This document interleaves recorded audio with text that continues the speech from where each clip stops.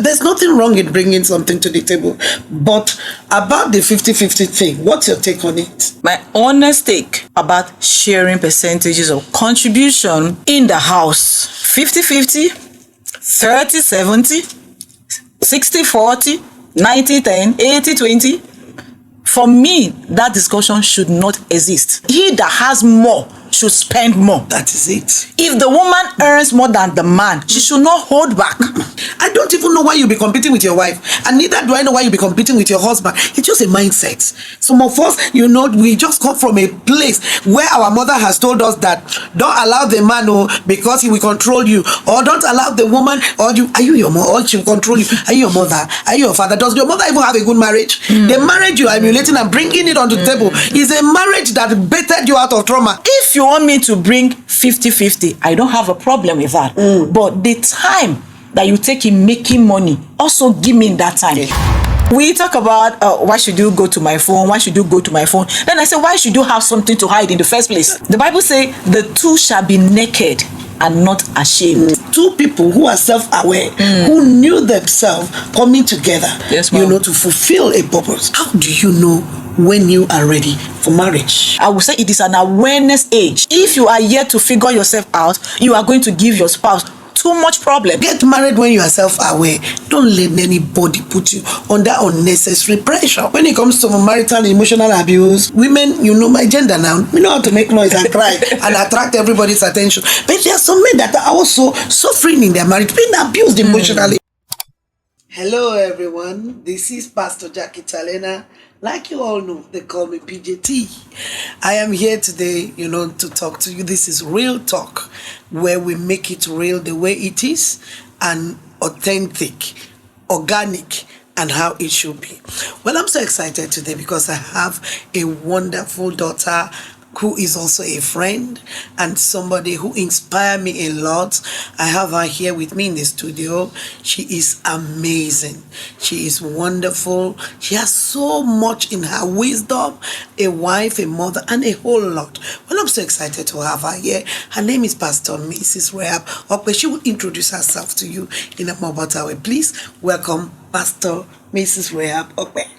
Thank you so much, Mommy. When you were giving that introduction, my head was just going like this. Wow. I said, this is somebody I look forward to. This is somebody mentors me secretly and openly. And then I'm happy and glad to say that you are building a community of women that are not on your faces. Thank you. Some of them are on your faces, some are not, but you are building a community of women. And like Pastor PJT said, my name is Rahab Okpe. Sometimes I just take off the title so that I can be real in the real talk, right? So I take off that title, Rahab Okpe. I'm fine with that. Thank you so much. You're welcome to be here. Welcome happy to be here. I'm so excited to have you here. Same here, Mom. For all the good work you're doing, those books you are bringing out, awesome. I'm so proud of you. And I'm so happy with where God has taken you to. Thank you, Mom. Well, today I just want to ask you, some few questions that are really personal to me, especially you being a pastor's wife, and I am also a pastor's wife. We are both pastors. So coming from us, this as something that is so really important and personal to me. Now, what does marriage mean to you, and how do you know when you are ready for marriage? Wow, this is a very tough question. The reason I say it's a tough question is because the world feels that we know marriage. When we say love, marriage, there are topics that everybody feels that they know it. And then having to bring something out of something that people think they know, it's a bit tough. That's why I say it is a tough question. And what marriage is to me, I'm happy you personalize it, because we are living in a generation for modernization, evolution, and education. That marriage has become different things to different people. But for who we are as Christians, I will say, for me, marriage is the coming together of two adults, not children, and of opposite sex not same sex, not man to an animal, to build a home and for the purpose of raising godly offsprings. Because whether we like it or yes, marriage might be expressed carnally. Marriage is never carnal. Marriage is spiritual. Because the God, our creator, who originated and introduced marriage, was never carnal, is never carnal. So because it is coming from a spirit, marriage is spiritual.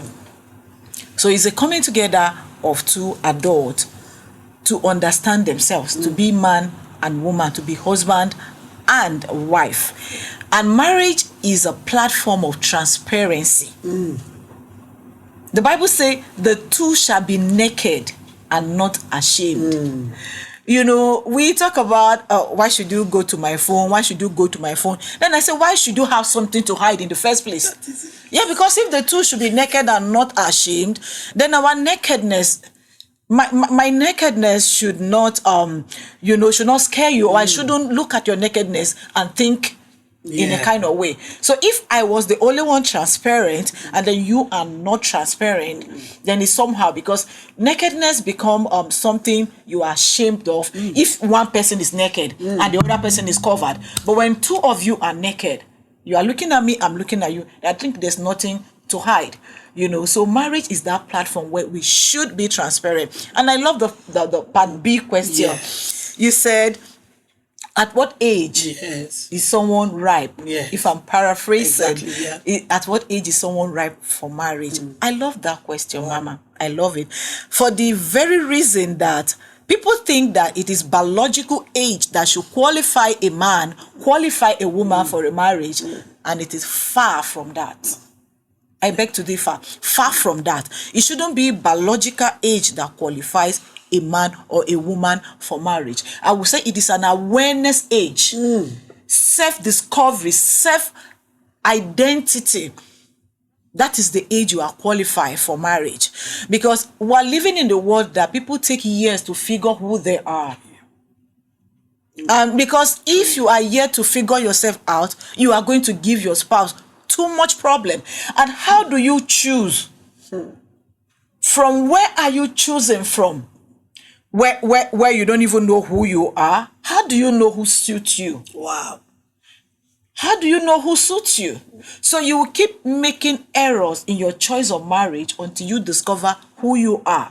So I'm not here to tell you that when you are 20, when you are 25, when you are 30, and the society is counting for you.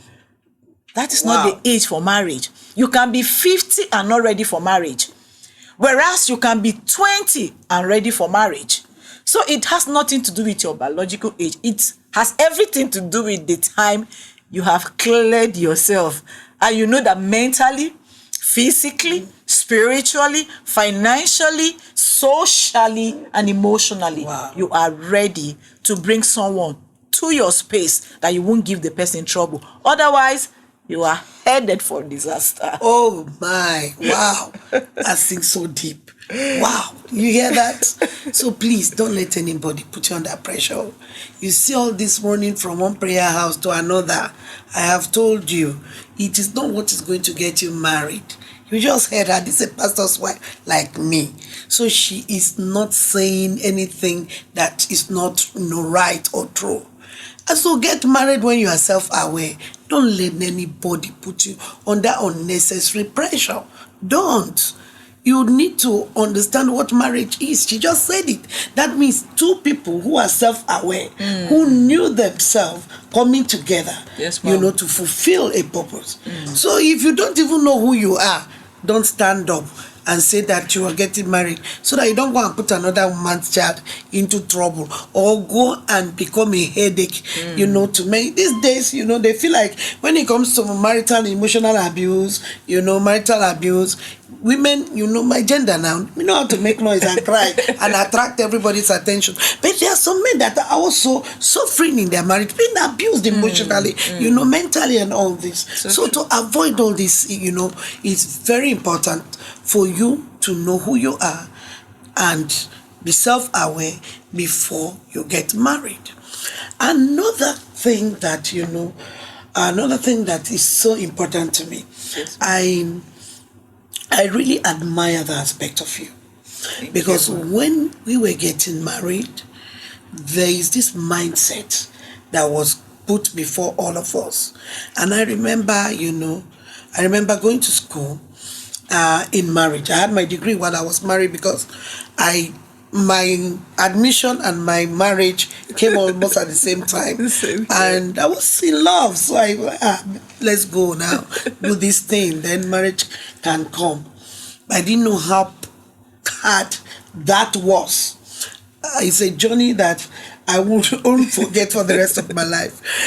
And the thing here is that after going through that, getting the degree, which is the story of most pastors' wives like me, the next thing is, why are you working?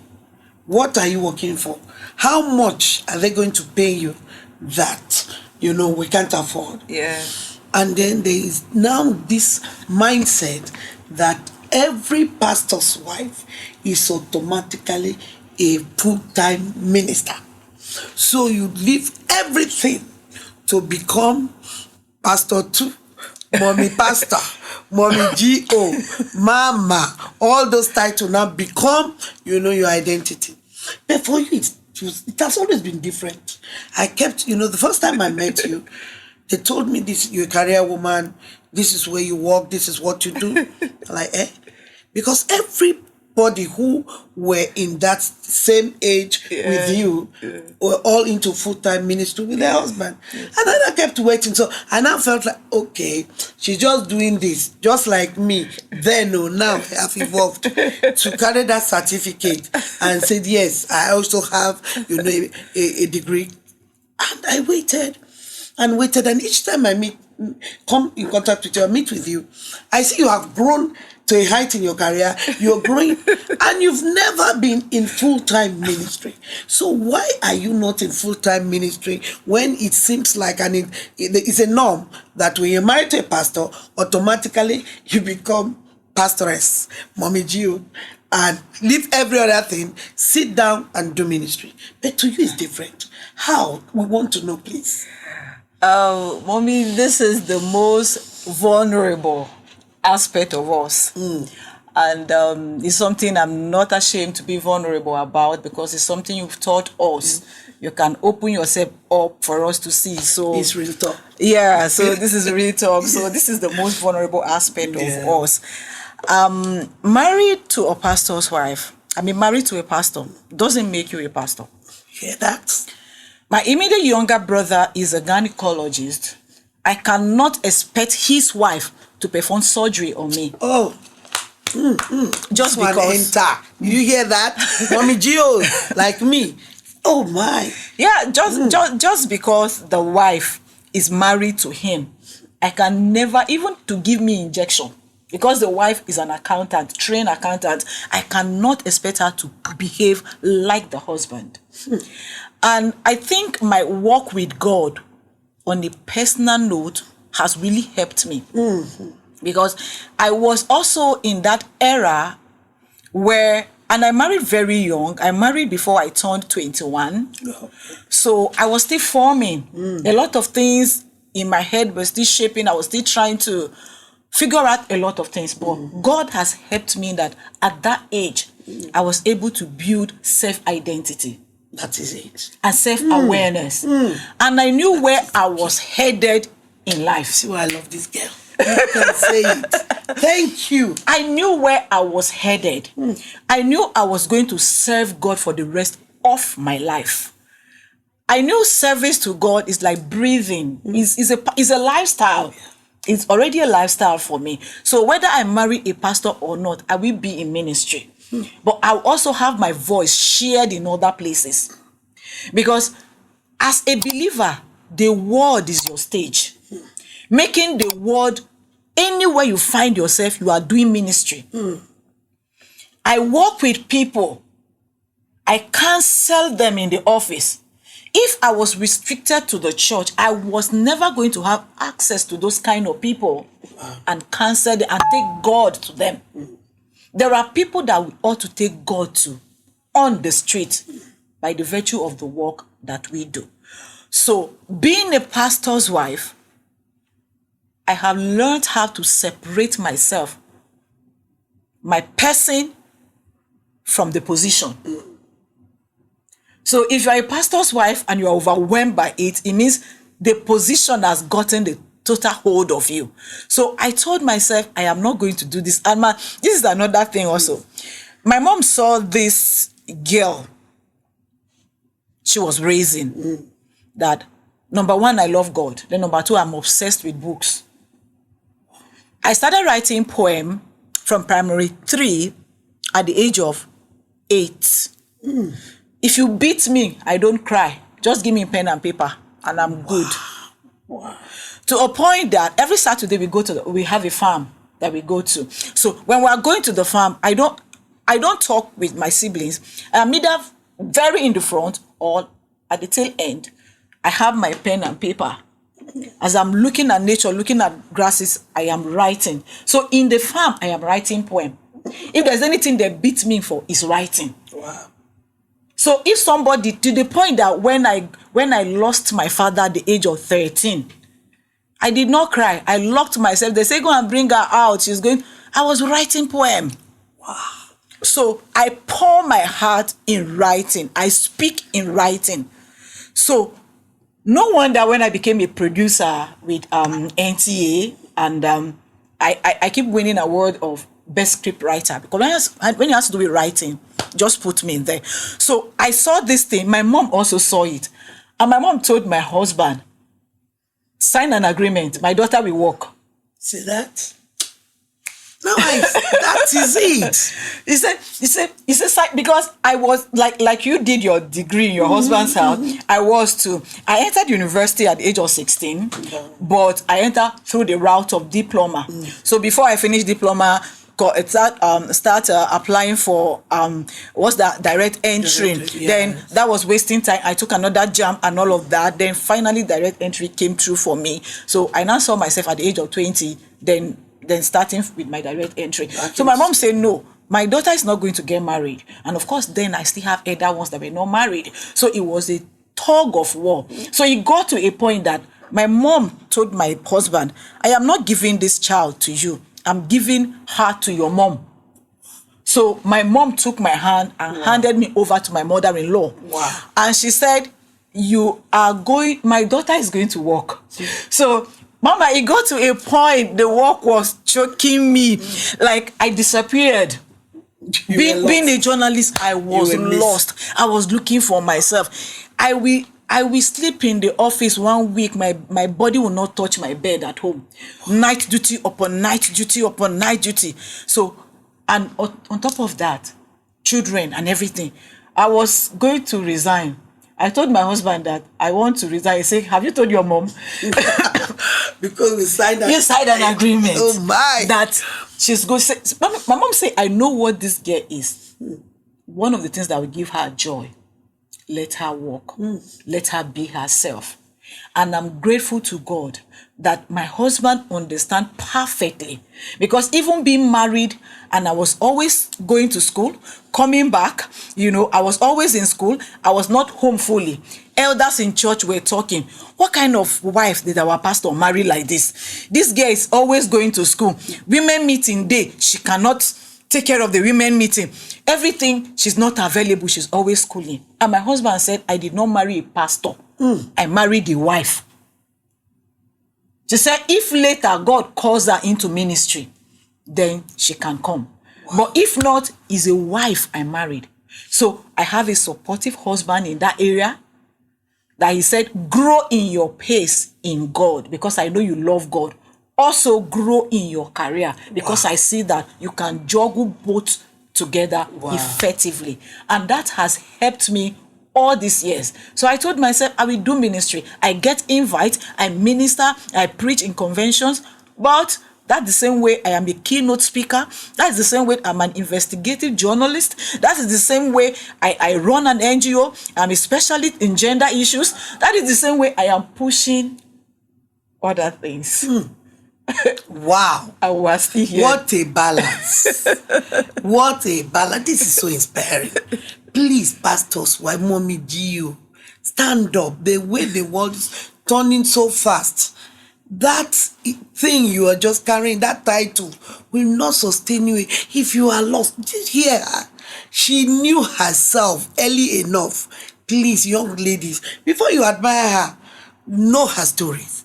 Don't just want to be her without even knowing who she is. Look at her story. It's so inspiring. If you have not heard anything today, hear what she said. I mean, pastor's wife is, in fact, Mommy Gio is a title to me. It's just a title. So how can you leave yourself just for a title? Please know who you are first. It's very important.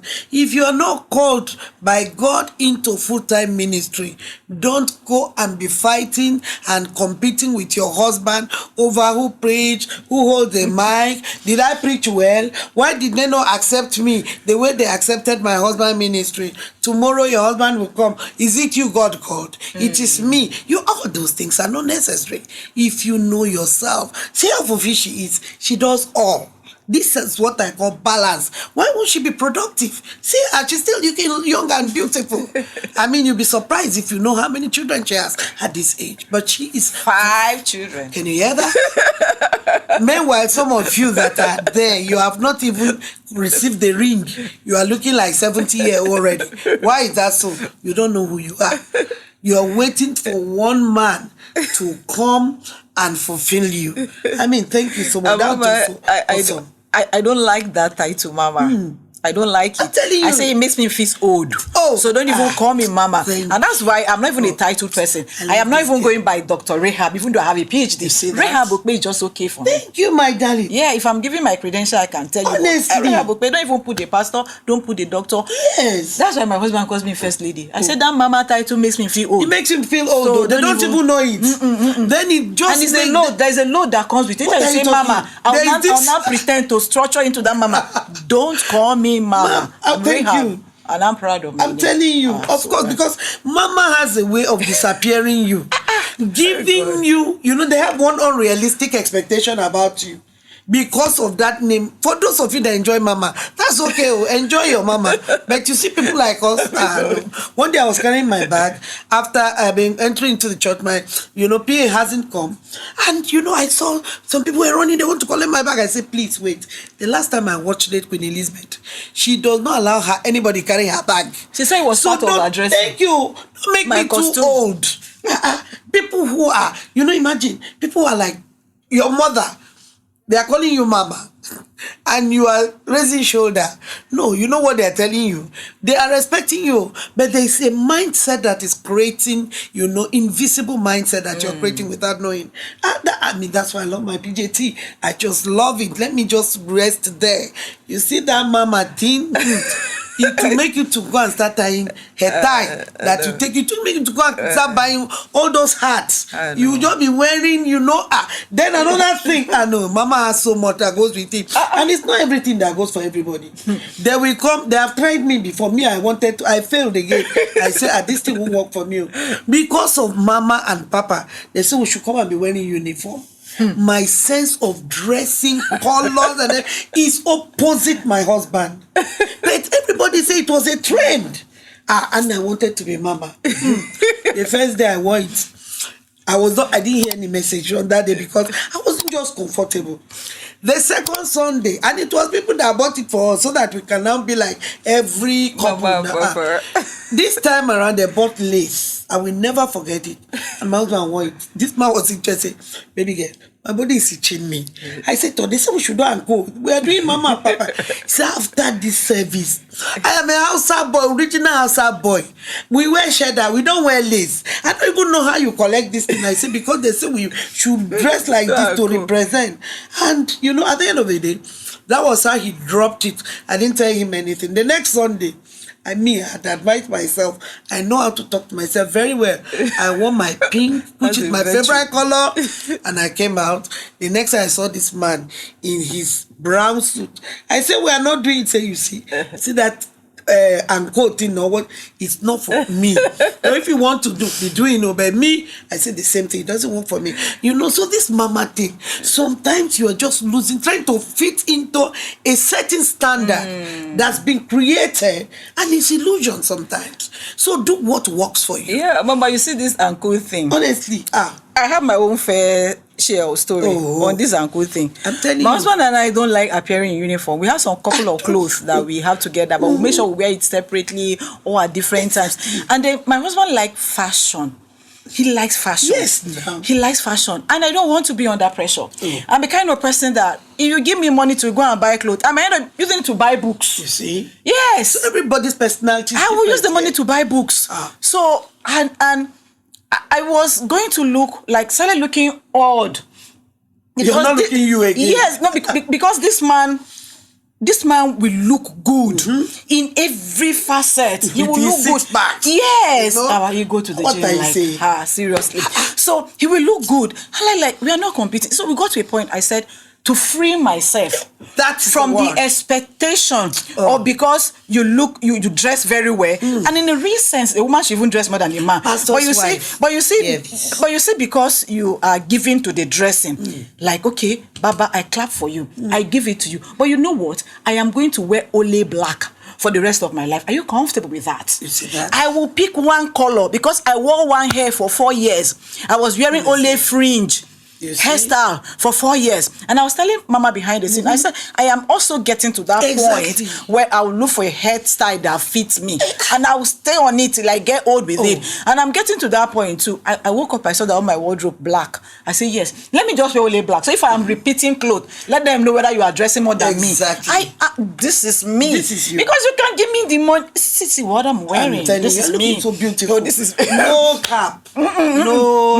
My big trouser and then that and then I'm good to go, because you can give me money to shop and I'm using it to buy books, because that's what makes you. I ordered for some books and my sister was asking me, I love this your Bible. Say, how much did you buy it? When I told her the price for the Bible, she said, God forbid, I just only like it too. She said, are you sure? I say, but don't you buy wig that is more? I say, well, that's wig now. I say, but that's where your priority lies. Exactly. So I'm the kind of person that you give me money to go and do shopping, I will check books that I don't have first.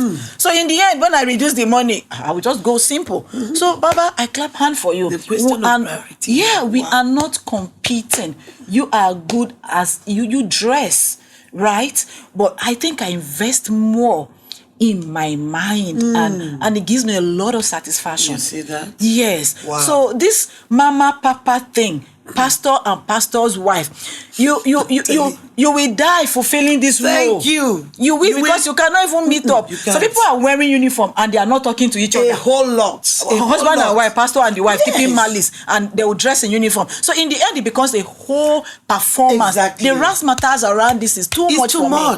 It's a performance. Exactly. So you are acting. In the real sense, you are dying on the inside. So how come that after all this uniform, pastors still divorce? Thank you. And when uniform look like a symbol of unity. Exactly. So how come? They don't talk to each other. They even, some of them go as far as meeting other girls in church and even having something to do while wearing uniform with their wives. So uniform is not what defines pastor's marriage. Don't put your husband under pressure. Do what works for you. Yeah. For those who are wearing uniform, that's okay. We admire them. We love them. That's their own way of speaking the language of unity. But it works for their marriage, not for you. Marriage is customized. It's organic. So don't try to alter it with another man's idea, because there are always different people. So you cannot use somebody's ideology to now create. It's like using, a different specimen for the same experiment. I mean, it will not work. You won't get the same result. So please. And now, talking about, pastor's wife not working. Now that will lead me to my next question. These days, with the way, a lot of things have evolved in this modern world. When you counsel people as a counselor before, premarital, and you're trying to, let's look at how many children you want to have, how do you want to have your home, you're trying to bring out their love language to know how to carry and figure them out before they know the route to take. The next thing you hear is, what are you bringing to the table? Now we have different ideologies, where some people believe it has to be 50-50. Others says it's 70. The man brings 70, the woman 30. Some say it's 100.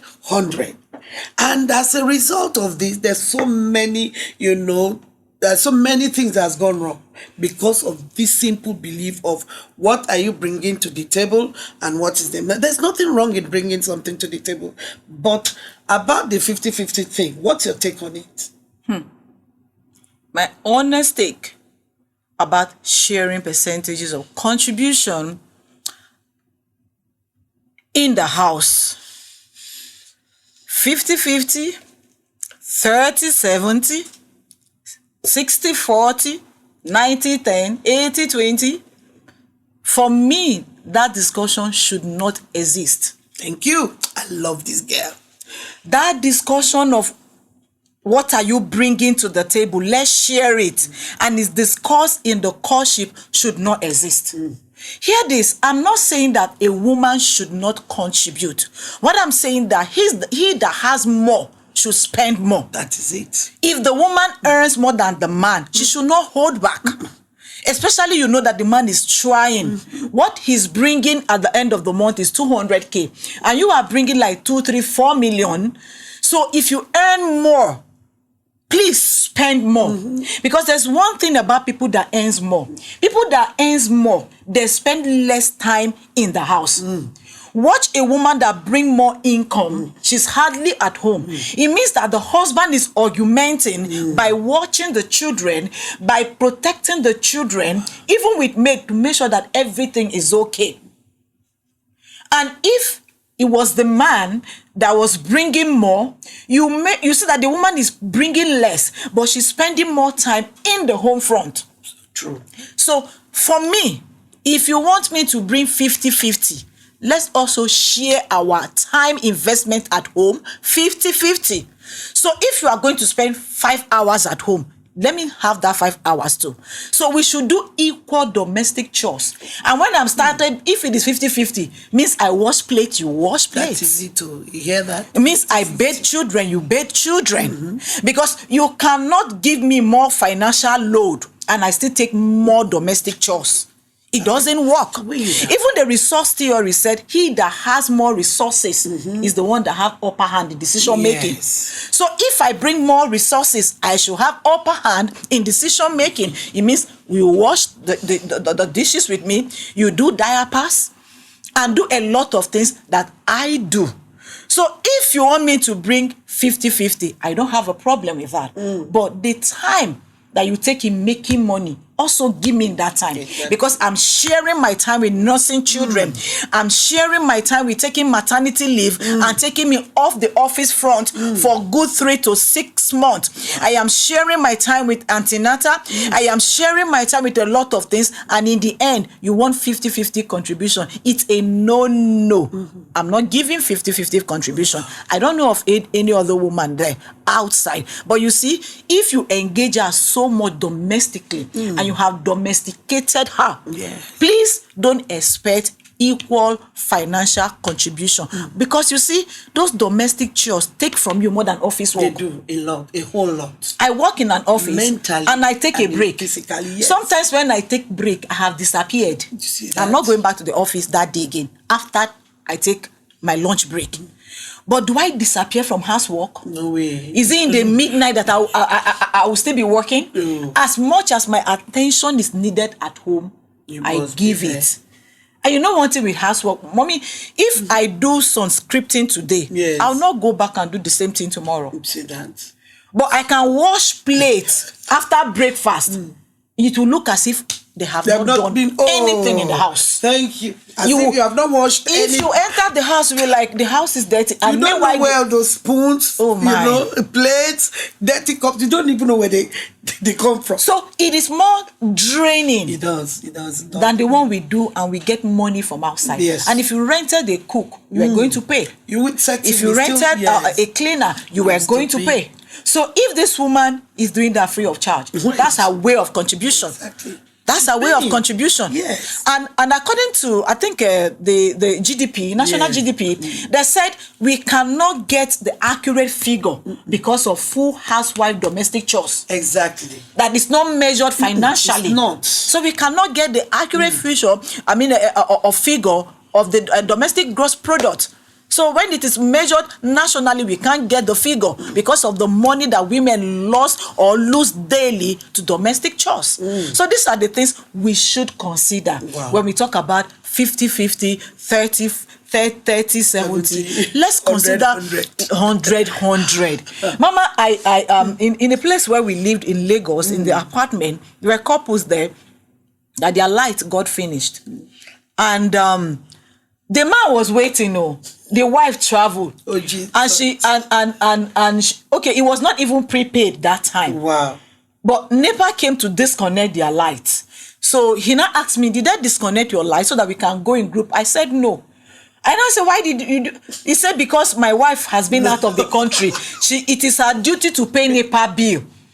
Yeah, they do 40-60. So part of her duty was to pay NEPA bill. And because the wife is having a course in abroad and she did not send money for light, this man left himself in the dark.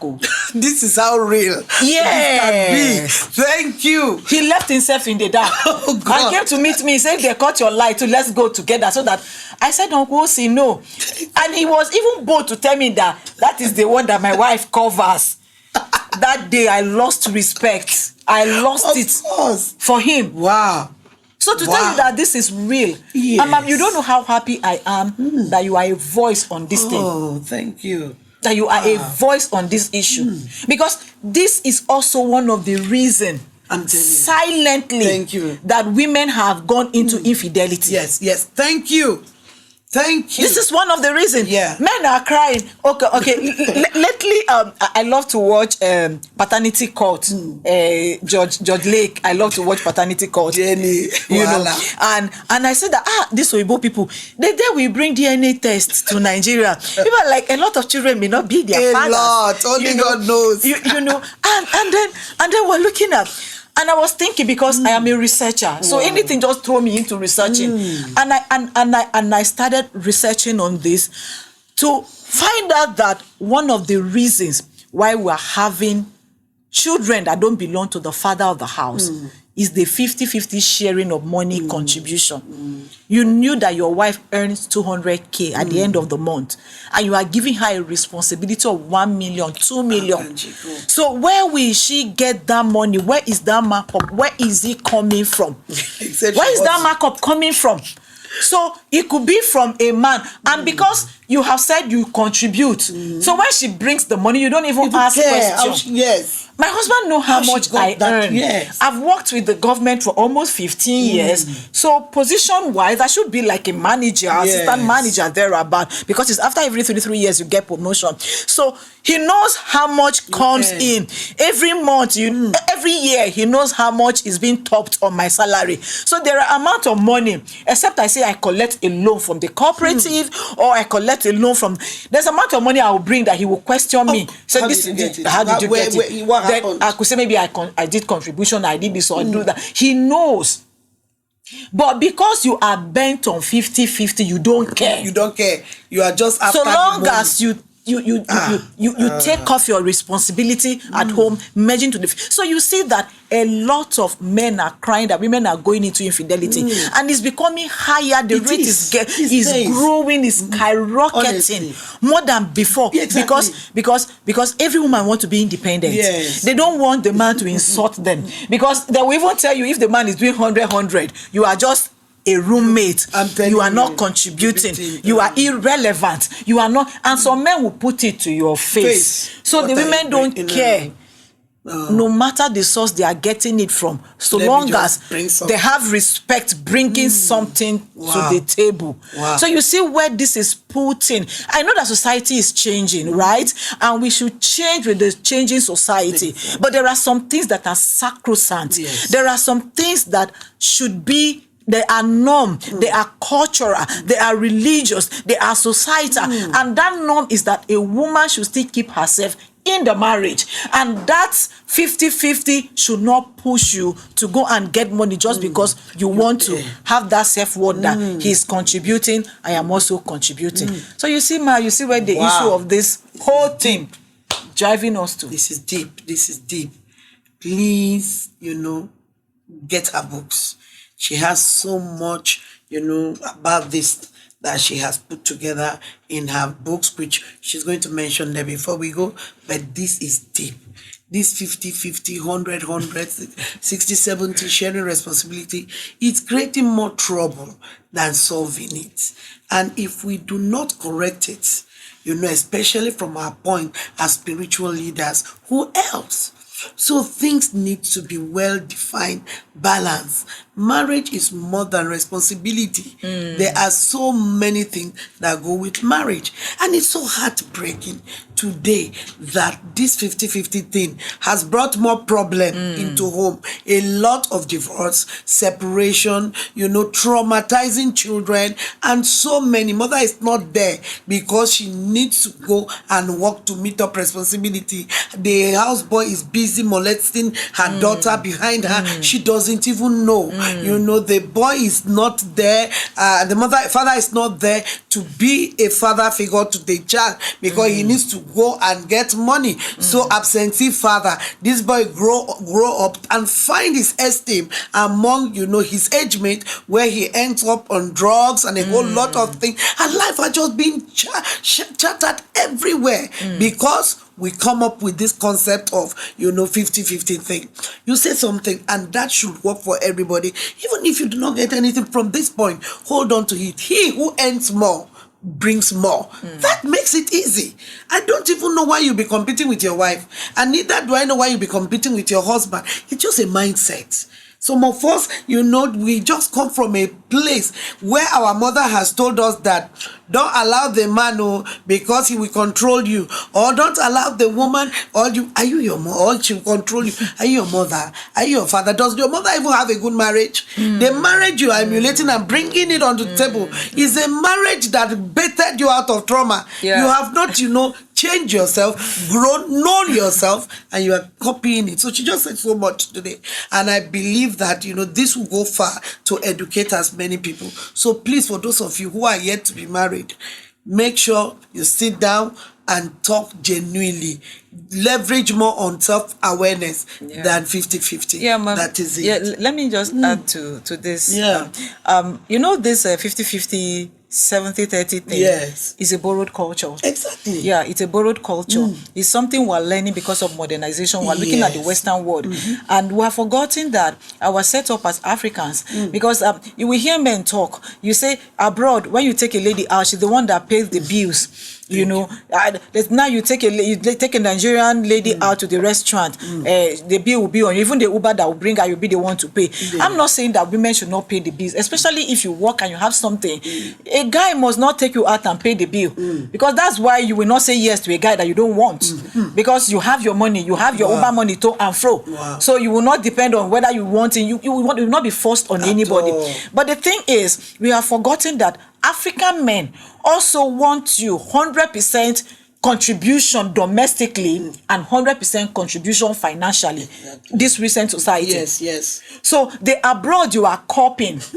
The man does not mind staying at home and being a stay-at-home dad if the woman is earning more. Thank you. And cook before the woman come, and the woman will eat. But here, they will say 50-50. The woman will come home, the man will come before you be reading newspaper. You will come straight with your handbag to the kitchen. Like sometimes, my children will say, "Mommy, you have not removed your shoes. Oh, I'm still cooking with shoes on." Yes. Wow. Then they'll be making noise. See, Mommy, most times they bring slippers for me. In the kitchen? In the kitchen. Oh. Straight from the office. See that? So you now see, you want 50-50 contribution. And you don't go close to the kitchen. Is that fair? It's not fair at all. Balance this thing. It's not on your fair. Daughter. Okay, this is another person's daughter, so we can understand. But your own daughter, would you take that? Wow. Thank you so much. Well, the final question and the final word. You're a pastor's wife and also a pastor. And having you here is so exciting to me, because we always have a lot of pastors' wives who listen to us on Real Talk, and from there they get to become a better version and make, very, very healthy decisions concerning their lives. There's this insecurity that goes with pastors' wife most of the time, where you see the opposite sex coming around your husband, and the next thing you're not secured again. You begin to imagine things, you begin to call him out, and then at the same time, so you're not secured, you don't feel safe, with them, but you can't do without it, because your husband is called to the whole world. Besides that, there are also some ladies who are in the church, and they purposely and intentionally put it on your face. Calculative. Thank you. A calculated move, like, no, I don't really know what they look for, but they calculate their movement around your spouse just to create unnecessary awareness, and then bring some illusions that are not true, and even end up creating stories and rumors that are. So as a pastor's wife, how do you cope and how do you manage such a situation? Another vulnerable question again. Yes. And very sensitive. Very, very sensitive. When you landed, I took a deep breath, because it's something that we don't only hear, we experience it. Exactly, we experience it on a daily basis. Yes. You said it all in your question. Some are unintentional. Yes. Some are calculative. Some are calculative. Like, some people will want you feel less of even. People can just greet your husband, and then when you come, they just walk away. You are not their cup of tea. Yes. Is their pastor, is their papa, right? Their daddy. And they have their husband to themselves. They also have your own to themselves. Thank you. I put them by one side. Yes. Because one thing, I live my life more from the inside. And if you are dishing something on the outside, I hardly notice it. Because I am not even done trying to beat my record mentally. So I am very secured. Wow. I'm very secured. So for me, that does not get at me. But there are signals that the Holy Spirit gives you that you should not ignore. And you shouldn't call that insecurity. Yeah. But if I am not comfortable with some things around, because church girls will come, some don't even need counseling. It's other things they are looking for. And it is obvious. We have intuition as women. Of course. And science has counted this as the third form of knowledge. So it is scientific that we have intuition, and it's fine, and God put it there. So you can smell this thing afar. Some I'm not comfortable with. I pray. That's it. And another thing is that, you see, you cannot stop a man that is not disciplined. Thank you. You cannot. And becoming a pastor does not automatically make you disciplined. Thank you. Mommy, there are things we ignore, thinking that, because I was calculating some times ago, I was like, okay, there are things I didn't check out for. Like, if you were going to marry a non-believer, you do your background check. Yes. You will check this. You will check a lot of things. And spiritually, if you're going to marry a church brother, that's how you also check things. Yes. You do your check. But because we feel that this one is holy, anointed, we let some things slide. Emoji. Yes. So, emoji. So we now let some things slide. Only for it to stare at your face in marriage. So for people that want to marry pastor, don't let anything slide.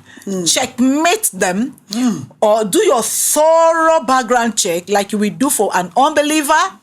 Or I'm not advising you to marry an unbeliever, but you do for a fellow brother in church.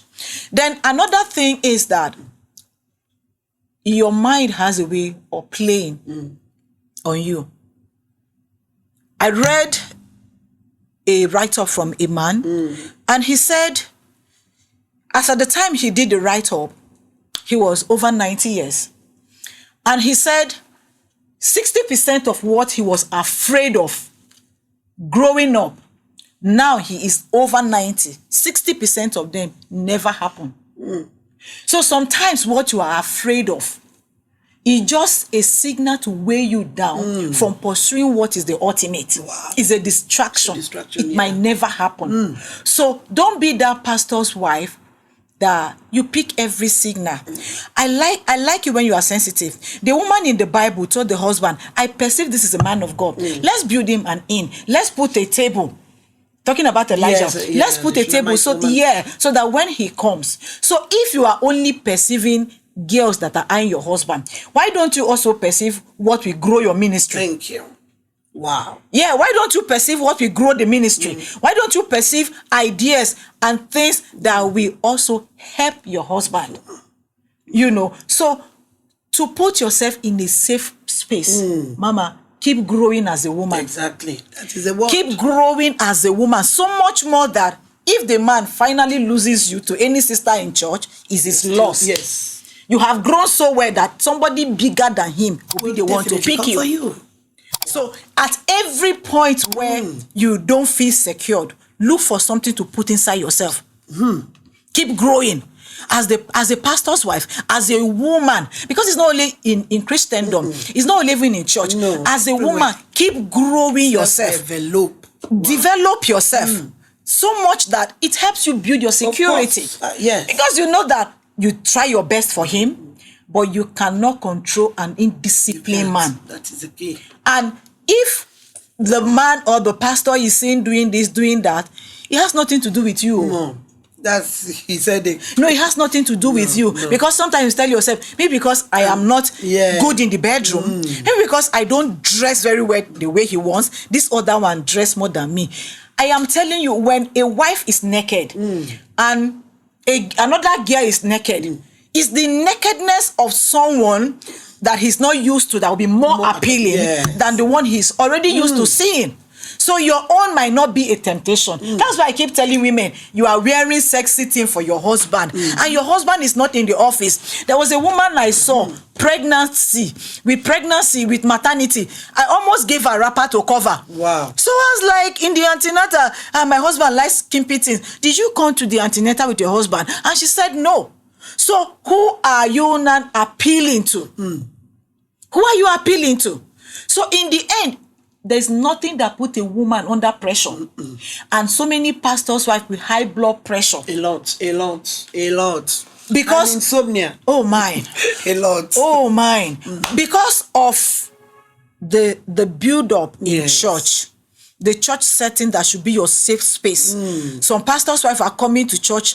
They are afraid. That lady that eyes him, the one I read the message, professing love to him more than me. I'm going to face her. She's more beautiful than me. So they are going to church and they are tensed. Exactly. A place that you should relax and worship. If you don't relax in church, where else will you relax? Your house, there is tension. The place of work, there is tension. And in the house of God. Oh my God. In the house of God, that should be a safe. It should be a refuge. The righteous should run and be safe, not be tensed. Yes. You know, so a lot of pastors' wives with high blood pressure because of this. Free yourself. I'm telling you. Don't be the pastor's wife. Any pastor that hasn't discipline, you cannot curtail his urge. You cannot curtail his urge. Let him be who he wants to be. You pray for him. That's the best you can do. Pray until you get to a point where you yourself know that I don't think I have a life with him. And God said you should separate. Me, I am not against divorce. It's God that hates divorce. Me, I am a human being. I love this girl. I may not hate divorce. See me here. A real talker. When it is a life-threatening situation, it's God that hates it. To me, I am not God. What God can take, I cannot take. So I don't hate divorce. I love divorces. I don't have anything against them. So when you cannot take it and you know you have forgiven, Mama, you can forgive, right? But it is bad for you to be taken for granted. Exactly. Oh, because she forgives, and then it becomes a lifestyle. And they will tell us that David also fell. How many times did David fall? How many times was the record of David falling? If you want to marry 2 wives, 3 wives, 4 wives, marry, let us see. But the Bible says a bishop should be a man of 1 wife. So if you want to be a pastor, you are a pastor and a husband of 1 wife. If you want to have them plenty, if you fell once like David, David's own was not a lifestyle. Because nowadays, falling is no longer falling. It's no temptation. It's a lifestyle. So if it is a lifestyle, man, don't. I am not in with you. Yes, I'm not in with you if it is a lifestyle. So keep developing yourself, so that if anything happens, you don't have anything to lose. You are so good that another man comes running after you, and he's the one losing everything, and then he look at you and say, see what I've missed. See what I've missed. And then these people that are coming, they cannot be you, because not every woman want to grow so much that you have no space to grow to. Oh my, this is it. See, me, this is real talk. I love this girl. She's so natural, so real. She wrote 1 book. I will want everybody to go and get that book. I am not a pastor's wife. I am not. When I saw that, that's why I can talk like this. Of course. When I saw that book, my orientation changed about so many things. And I'm so excited that we have her here. Please look for her. She has a podcast. What's the name for the Rahab Rooftop TV. Okay.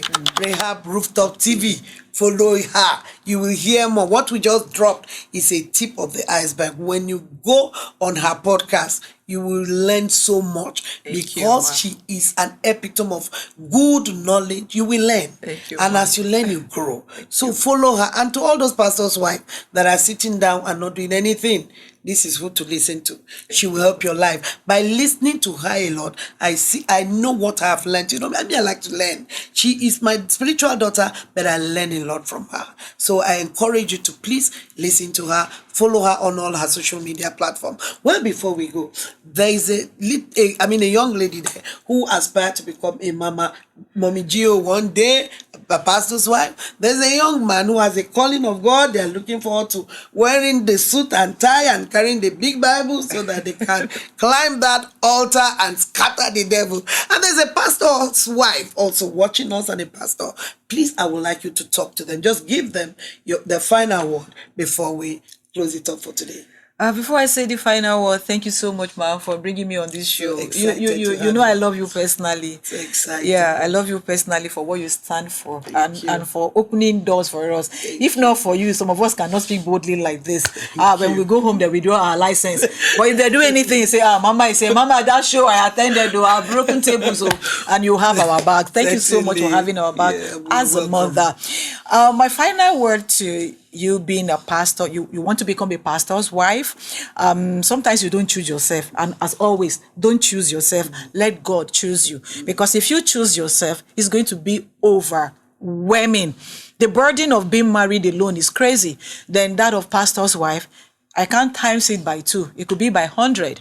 So don't choose yourself. Let God choose you. And if God chose you, He's going to give you the grace to go through whatsoever thing you see in ministry. And then the motive is very important. You want to become a pastor, because people are saying that pastors is lucrative now. To be a pastor is the easiest way to make money. Or is it because you are a dropout from school and you find out that you are not good in every other thing, so I can just hide because I don't have a credential to become a pastor? So those are the motives you are going to check. Let it be that God called you, not you calling yourself. Yes. And let it not be like, you are a pastor, so because you're a dropout, let me just be doing mama thing. Because of course there's no career to build. And business sense, Makuma, can't get and join her. So you now say, okay, let me be a pastor's wife. Mommy Gio, at least that title covers me. And then people are coming to bless me.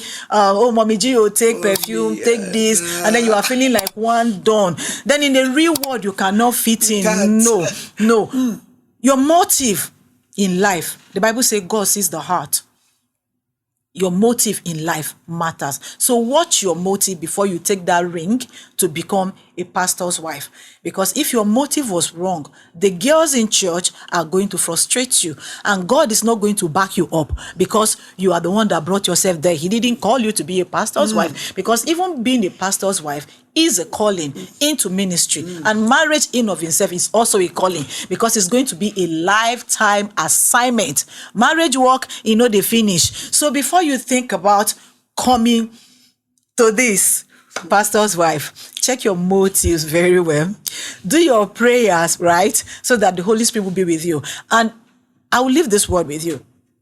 It's a lonely word, right? We are there for everybody. People can be vulnerable with us. We cannot. I can open for Mama because she is like me. She feels my pain, but I can't open up to you. But how often do I see Mama? She has a handful with her own church members. So you see, it is a lonely journey that only you and the Holy Spirit is going to run it. Even your husband will not be there for you. He's busy doing papa things and he's traveling everywhere around the world, carrying out the mandates of the kingdom, fulfilling destiny. And in the time where you need him most, the coldest of the night, man, girl, you have the pillow to hug. So you have the Holy Spirit. That's right. With you. Have the Holy Spirit as you go on this journey. And be well secured. Keep growing. Keep growing. Keep growing. That's what I would say. Our mother here has grown so much and we're learning from her. So keep growing. If you stop growing, you will be intimidated by a church member that has grown more than you. And because they can speak phone and they come close to your husband, you will start becoming insecure. So baby girl, Mommy G.O. to be and the pastor's wife, like Mama, like you love the title. Honestly. Keep growing. Grow spiritually. Grow emotionally. Grow socially. Socialize. Because the church has a way of absorbing us that we don't have a life outside. You come out and you feel very odd, except you are with the church community. I'm not saying go to a club, but go to a social gathering because you will need Socialize. it. See Mama's royal circle. It's a place to network. Honestly. Go there. Socialize. Go there, socialize. All right? Because this is going to help you as a person. It will make you grow and it will detach you a little from your husband, knowing that he is the called and you are the assistant called. Thank you. So you are going to let him live his life. Give in to God, like Hannah gave Samuel to God. So when God gives you his son as a pastor and he trusts, that's what I told God from the beginning, and that's what is keeping me. I said, you see, this guy is so handsome. He's a handsome dude. There is nobody that sees him that will not like him. And I've given him to God. So what's it? So secured. I'm living my life with 35 fingers and I'm having fun, So I bless God for you if that is the decision that God is making for you and you are making for yourself. Please let him be, free him. If you have your bird, let him fly. If he comes back to you, then he is yours. But if you are insecure, it means he was never yours, she was never yours. From the word go. God bless you. Wow. Thank you so much.